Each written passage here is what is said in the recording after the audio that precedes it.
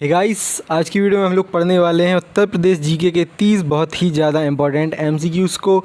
सारे ये एमसीक्यूज़ दोस्तों हिस्ट्री के होने वाले हैं। ठीक है, जैसा कि मैंने आप सभी को बताया था कि यूपी जीके के हम लोग 3000 से अधिक सबसे इम्पोर्टेंट एमसीक्यूज़ को कवर करने वाले हैं। तो उसी क्रम में आज हम लोग ये एमसीक्यू पढ़ेंगे। साथ ही साथ कुछ लोगों ने दोस्तों मुझसे पूछा था कि यूपी जीके के लिए सबसे महत्वपूर्ण किताब या सबसे जो मोस्ट इम्पॉर्टेंट किताब है कौन सी होती है, कौन सी किताब वो परचेज़ करें।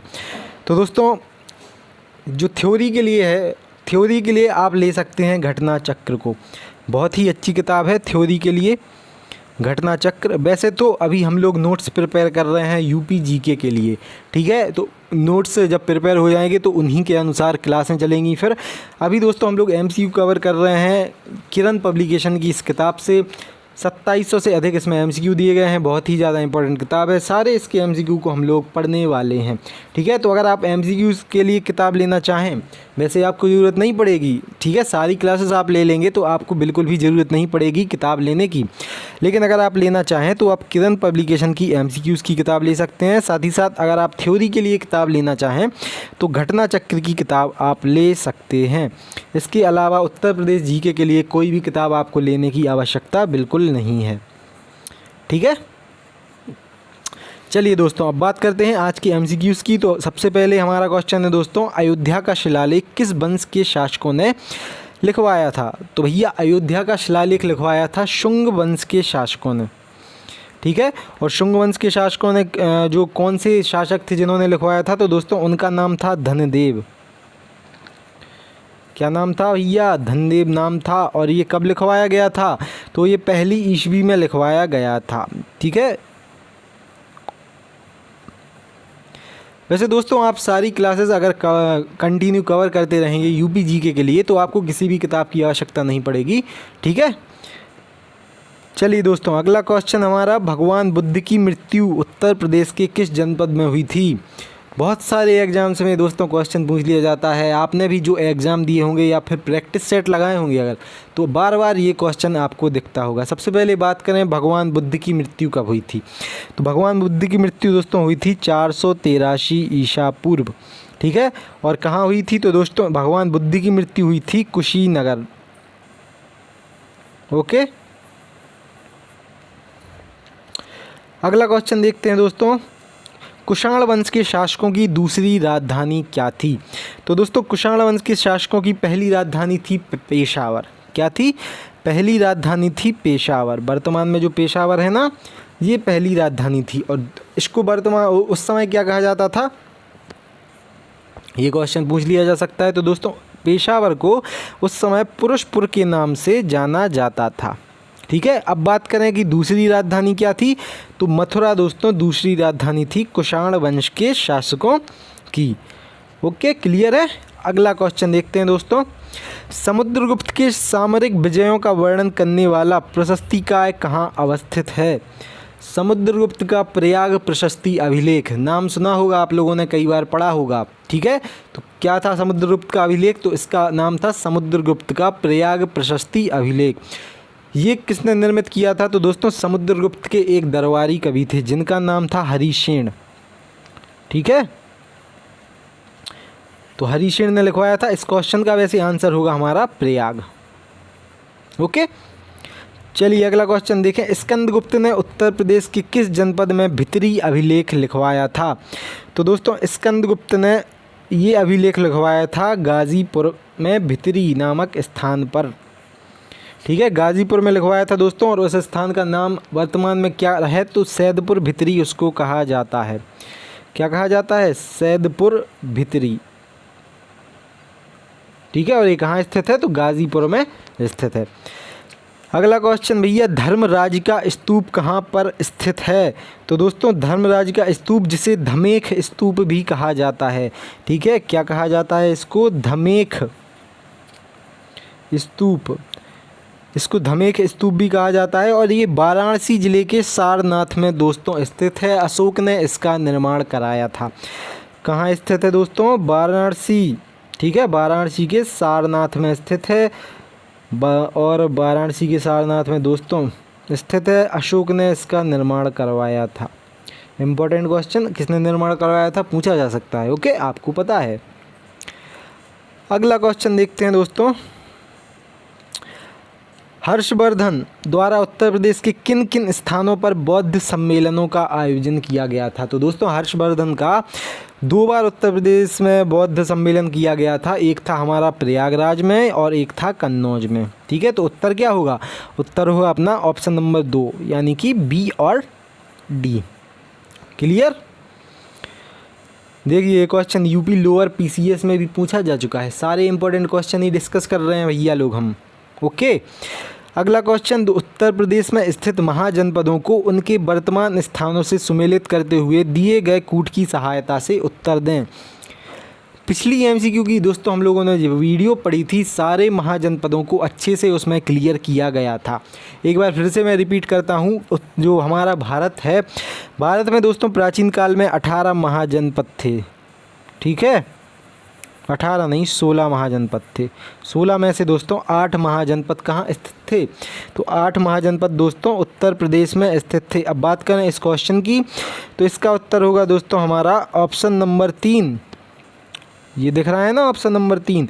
ऑप्शन नंबर 3 हमारा उत्तर होगा। पहले का होगा हमारा वत्स महाजनपद था दोस्तों इलाहाबाद में। कौशल महाजनपद था दोस्तों अयोध्या। ठीक है, और पांचाल महाजनपद था दोस्तों बरेली बदायूं के आसपास। और जो मल्ल महाजनपद है दोस्तों वो कुशीनगर एवं देवरिया के आसपास का क्षेत्र था। ओके, अगर आप महाजनपद की वो वीडियो देखना चाहते हैं तो जल्दी से इस वीडियो को पॉज करके उस वीडियो को पहले देखें। ठीक है, इसका पार्ट 1 है, नीचे डिस्क्रिप्शन में आपको लिंक मिल जाएगी। साथ ही साथ ऊपर आई बटन पर क्लिक करके भी आप उस वीडियो को देख सकते हैं। ओके, चलिए अगला क्वेश्चन, सिराज ए हिंद किस नगर को कहा जाता है? तो दोस्तों सिराज ए हिंद के बारे में बात करें तो शिक्षा, संस्कृति, कला एवं व्यापार का प्रमुख केंद्र बन जाने के कारण जौनपुर को सिराज ए हिंद यानी पूर्व का सिराज कहा जाने लगा। और सिराज ए हिंद से आशय भारत का सरताज से है। तो ठीक है, क्या उत्तर होगा हमारा? जौनपुर होगा भैया उत्तर। चलिए अगला क्वेश्चन, आगरा नगर की स्थापना किसने की थी? दोस्तों बहुत ही ज़्यादा इंपॉर्टेंट क्वेश्चन, इसके बाद ही पानीपत का युद्ध चालू हुआ था। ठीक है, तो आगरा नगर की स्थापना दोस्तों 1504 में हुई थी सबसे पहले। ये पॉइंट इंपॉर्टेंट है, कोई पूछ ले आगरा नगर की स्थापना कब हुई थी तो 1504 में हुई थी। किसने दोस्तों स्थापना की थी? तो सिकंदर लोदी ने स्थापना की थी। ठीक है, सिकंदर लोदी ने स्थापना की थी 1504 में। सिकंदर लोदी कौन था? तो 1526 में युद्ध हुआ था ना बाबर और इब्राहिम लोदी का, तो उन्हीं इब्राहिम लोदी के पिताजी थे ये सिकंदर लोदी। 1504 में आगरा नगर की स्थापना की थी। यूपी पीसीएस 2004 में ये क्वेश्चन पूछा जा चुका है और कई एग्जाम्स में भी पूछा गया होगा। अटाला मस्जिद कहाँ स्थित है दोस्तों? तो दोस्तों अटाला मस्जिद है जौनपुर में। कहाँ स्थित है? जौनपुर में स्थित है। इसे इब्राहिम शाह शर्की द्वारा पूरा करवाया गया था। इम्पोर्टेंट पॉइंट, किसने करवाया था इसको पूरा? इब्राहिम शाह शर्की ने। ठीक है, इब्राहिम शाह शर्की ने दोस्तों पूरा करवाया था। और जौनपुर की मस्जिदों में मीनारों का अभाव है, मीनारें नहीं है जौनपुर की मस्जिदों में। साथ ही साथ दोस्तों अटाला मस्जिद तत्कालीन समय में बनाई जाने वाली अन्य मस्जिदों के लिए एक आदर्श थी। झांझरी मस्जिद का निर्माण भी यहीं कराया गया था, यानी कि जौनपुर में एक और कौन सी मस्जिद है? तो झांझरी मस्जिद। ठीक है, झांझरी मस्जिद है भैया जौनपुर में ही। नेक्स्ट क्वेश्चन देखते हैं दोस्तों। नेक्स्ट क्वेश्चन है दोस्तों, बदायूं की जामा मस्जिद किसने बनवाया था? तो भैया बदायूं की जामा मस्जिद को बनवाया था इल्तुतमिश ने। ठीक है, इल्तुतमिश कौन था? कुतुबुद्दीन ऐबक। ठीक है, कुतुबुद्दीन ऐबक की 1210 में मृत्यु हो गई थी ना, जो चौगान खेलते, पोलो खेलते समय घोड़े से गिर के। तो जो कुतुबुद्दीन ऐबक था जिसने गुलाम वंश की नींव डाली थी, उसी का दामाद था इल्तुतमिश। इल्तुतमिश की पुत्री कौन थी? रजिया सुल्तान थी, जो भारत की पहली महिला शासिका थी। ठीक है, तो बदायूं का जामा मस्जिद हमारे इल्तुतमिश जी ने बनवाया था। और साथ ही साथ दोस्तों इल्तुतमिश दिल्ली का सुल्तान बनने से पूर्व बदायूं का सूबेदार भी था। तो कौन थे ये? बदायूं के सूबेदार भी थे। कुतुबुद्दीन ऐबक की मृत्यु के बाद दिल्ली के सुल्तान बन गए थे ये, ओके। जबकि ये क्या थे, ये गुलाम थे किसके, कुतुबुद्दीन ऐबक के, गुलाम भी थे और दामाद भी थे, ठीक है। अगला क्वेश्चन दोस्तों, सरकी साम्राज्य की स्थापना कहाँ पर की गई थी? तो भैया सरकी साम्राज्य की स्थापना की गई थी जौनपुर में, ठीक है। इसके बारे में देखें तो सरकी साम्राज्य की स्थापना दोस्तों तुगलक वंश के अमीर मलिक सरवर ख्वाजा, नाम बड़ा अच्छा रखा है इनने, मलिक सरवर ख्वाजा जहाँ, इतना लंबा नाम। तो सरकी साम्राज्य की स्थापना दोस्तों मलिक सरवर ख्वाजा जहाँ ने जौनपुर में की थी, ठीक है। ऑप्शन नंबर सी हमारा आंसर होगा। अगला क्वेश्चन दोस्तों, जौनपुर नगर की स्थापना किसने की थी? तो दोस्तों जौनपुर नगर की स्थापना फिरोज तुगलक ने की थी, ठीक है। फिरोज शाह तुगलक ने अपने भाई मोहम्मद बिन तुगलक या जूना खान की याद में किया था इसका निर्माण, ठीक है, या फिर इसकी स्थापना। मोहम्मद बिन तुगलक इसका नाम क्या था? इसका उपनाम था जूना खां। चलिए दोस्तों अगला क्वेश्चन देखते हैं। तो आगरा के किले में मोती मस्जिद का निर्माण किसने करवाया था? तो दोस्तों आगरा के किले में मोती मस्जिद का निर्माण करवाया था शाहजहां ने, ठीक है, शाहजहां ने करवाया था। जबकि आगरा के किले का निर्माण अकबर द्वारा करवाया गया था। भैया बहुत ही ज़्यादा इंपॉर्टेंट, अकबर ने क्या करवाया था? आगरा का जो किला था ना, तो आगरा के किला का निर्माण करवाया था अकबर ने। जबकि आगरा की जो मोती मस्जिद है दोस्तों उसका निर्माण शाहजहां ने करवाया था, ठीक है। दोनों पॉइंट बिल्कुल रटने वाले हैं, बिल्कुल आप याद कर लें इस पॉइंट को। अगला क्वेश्चन दोस्तों, किस सल्तनतकालीन सुल्तान ने अपनी राजधानी दिल्ली से आगरा स्थानांतरित की? ठीक है, तो भैया लोदी वंश के शासक थे ना जो सिकंदर लोदी ने आगरा की स्थापना की तथा अपनी राजधानी दिल्ली से आगरा स्थानांतरित कर दी। और दोस्तों सिकंदर लोदी ने ही 1504 में, जैसा कि मैंने आपको बताया, आगरा नगर की स्थापना की थी। तो उत्तर क्या होगा? ऑप्शन नंबर 3 सिकंदर लोदी, इन्होंने ही दिल्ली से आगरा स्थानांतरित की थी, ठीक है। अयोध्या के बाबरी मस्जिद का निर्माण किसने करवाया था? दोस्तों बहुत ही ज़्यादा इम्पोर्टेंट पॉइंट, मीर बकी था जो बाबर का सेनापति, ठीक है, बाबर का सेनापति था दोस्तों मीर बकी। तो इन्होंने ही करवाया था, इसने ही करवाया था दोस्तों अयोध्या में बाबरी मस्जिद का निर्माण। अगला क्वेश्चन, एतमाद-उद-दौला का मकबरा कहाँ स्थित है? ये भी क्वेश्चन बहुत ज़्यादा इंपॉर्टेंट है दोस्तों। तो जहांगीर के शासनकाल में नूरजहां द्वारा एतमाद-उद-दौला का मकबरा आगरा में बनवाया गया था। भैया नूरजहां ने बनवाया था, ठीक है। साथ ही साथ दोस्तों यह सफ़ेद संगमरमर की चतुर्भुजाकार मकबरा है जिसमें प्रथम बार पित्रादुरा शैली का प्रयोग अलंकृत हुआ था। तो ये क्वेश्चन भी पूछ लिया जा सकता है कि भारत में प्रथम बार पित्रादुरा शैली का उपयोग, जो पित्रादुरा शैली है ना, पित्रादुरा, ये शैली शायद वही होगी जो ताजमहल में नीली जो संगमरमर होता है ना उससे नक्काशी की गई है किसी प्रकार की, तो उसको ही शायद पित्रादुरा कहते हैं। तो सबसे पहले एतमाद-उद-दौला के मकबरे का निर्माण जब करवाया गया था तो इसमें भारत में पित्रादुरा की जो एक कला है, ठीक है, इसका प्रयोग किया गया था। और किसने करवाया था? तो जो जहांगीर की नूरजहां बेगम थी ना, इन्होंने ही, ओके। दोस्तों अगला क्वेश्चन है, आगरा में जहांगीरी महल का निर्माण किसने करवाया था? चलिए, तो आगरा में दोस्तों जहांगीरी महल का निर्माण अकबर द्वारा अपनी राजधानी में करवाया गया था, ठीक है। किसने करवाया था? अकबर ने। और इसे दोस्तों ग्वालियर के मानसिंह महल की नकल पर बनवाया गया था, इसलिए इसमें हिंदू इस्लामी परंपराओं का समावेश मिलता है, ठीक है। तो जो ग्वालियर में मानसिंह महल है ना, इसकी नकल करके बनवाया गया था इसको, ठीक है, आगरा में जहांगीरी महल को। जहांगीर मत समझ लेना इसका उत्तर, मैक्सिमम लोग जहांगीर टिक कर देंगे लेकिन जहांगीर नहीं, आगरा टिक करना है, ठीक है। बुलंद दरवाज़ा कहाँ पर स्थित है? भैया बुलंद दरवाज़ा है फतेहपुर सीकरी में। अब देखें तो भैया गुजरात विजय की स्मृति में अकबर ने फतेहपुर सीकरी में जामा मस्जिद के दक्षिणी द्वार पर 134 फीट, कितने फिट का दोस्तों? 134 फीट ऊंचाई का एक दरवाज़ा बनवाया था और इसे बुलंद दरवाज़ा कहते हैं, ठीक है। तो कहाँ स्थित है ये? फतेहपुर सीकरी में स्थित है। 134 फीट का ये दरवाज़ा है, बहुत ऊंचा है भैया।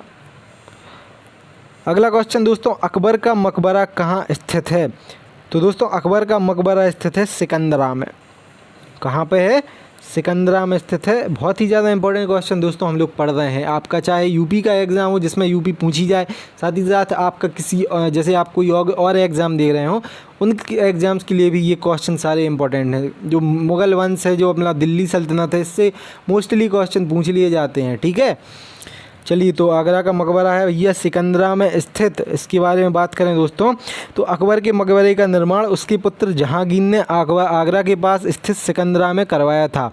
इस 5 मंजिला पिरामिड के आकार के मकबरे की सबसे ऊपरी मंजिल पूर्णतः संगमरमर की बनी हुई है। तो ये कितने मंजिल की है? ये पूरी बिल्डिंग 5 मंजिल की आकृति है ये। ठीक है, अगला क्वेश्चन दोस्तों, आगरा के किले का निर्माण किसने करवाया था? हम लोग पहले पढ़ चुके हैं। आगरा के किले का निर्माण अकबर द्वारा करवाया गया था। ठीक है, किसने करवाया था? अकबर ने करवाया था। और बात करें दोस्तों कब करवाया गया था, तो 1565 में करवाया गया था इसका निर्माण, और 1565 में। अब बात करें ये कार्य कितने समय में पूरा हुआ था, तो दोस्तों ये 8 वर्षों में पूर्ण हुआ था पूरा कार्य। ठीक है, इसके निर्माण में अधिकांशतः लाल पत्थरों का प्रयोग किया गया था, जबकि दिल्ली के लाल किले का निर्माण दोस्तों शाहजहां द्वारा करवाया गया था। ओके, चलिए अगला क्वेश्चन देखते हैं। अगला क्वेश्चन है दोस्तों, ताजमहल का निर्माण किसने करवाया था? सबको पता होगा, ताजमहल का निर्माण दोस्तों शाहजहां ने करवाया था मुमताज़ बेगम की याद में। ठीक है, मुमताज़ महल की याद में करवाया था दोस्तों, जिसका नाम ऑफिशियल नेम यानी असली नेम था अर्जुमंद बानू बेगम। आपने किसी ने पहले नहीं सुना होगा इस नाम को। ठीक है, मैंने भी नहीं सुना था। कल जब मैंने ये किताब पढ़ी तब मुझे पता चला था। क्या नाम था इनका? अर्जुमंद बानू बेगम। ठीक है, तो अर्जुमंद बानू बेगम की याद में शाहजहां द्वारा निर्माण करवाया गया था ताजमहल, द ग्रेट ताजमहल। चलिए अगला क्वेश्चन देखें दोस्तों, तो ताजमहल का मुख्य वास्तुकार कौन था? तो दोस्तों ताजमहल का मुख्य वास्तुकार था उस्ताद अहमद लाहौरी, ऑप्शन नंबर 3। ठीक है, उस्ताद अहमद लाहौरी था। ठीक है, और मुख्य मिस्त्री के बारे में बात करें दोस्तों तो उस्ताद ईशा। ठीक है, वास्तुकार था हमारा उस्ताद अहमद लाहौरी, लेकिन मुख्य मिस्त्री जो था तो मुख्य मिस्त्री था उस्ताद ईशा।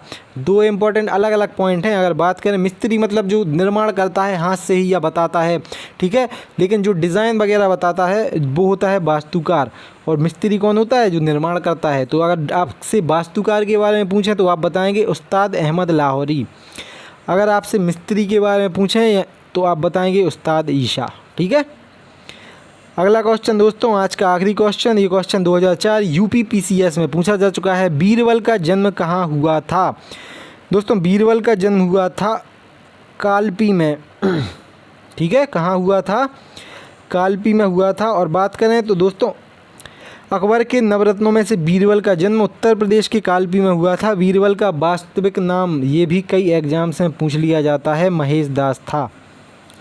ठीक है, बीरबल का वास्तविक नाम क्या था भैया? महेश दास था। ठीक है, चलिए तो दोस्तों आज की वीडियो यहीं पे कंप्लीट होती है। बहुत ही ज़्यादा इंपॉर्टेंट, जैसा कि आप सभी ने देखा होगा, हम लोगों ने 25 बहुत ही ज़्यादा इंपॉर्टेंट क्वेश्चंस को आज कवर किया है। नीचे कमेंट बॉक्स में ज़रूर बताएं आपको वीडियो कैसी लगी। इस वीडियो को एक लाइक ज़रूर करें। आज का दोस्तों लाइक एम रखते हैं कम से कम 100 लाइक्स। ठीक है, मुझे पता है आप सभी लोग इसको पूरा कर दोगे। और नीचे कमेंट बॉक्स में अपने सुझाव ज़रूर दें, मुझे थोड़ा मोटिवेशन जिससे प्राप्त होगा। मिलते हैं दोस्तों ग्राम समाज विकास और ग्रामीण जानकारी की अगली क्लास में। तब तक के लिए जय हिंद जय भारत।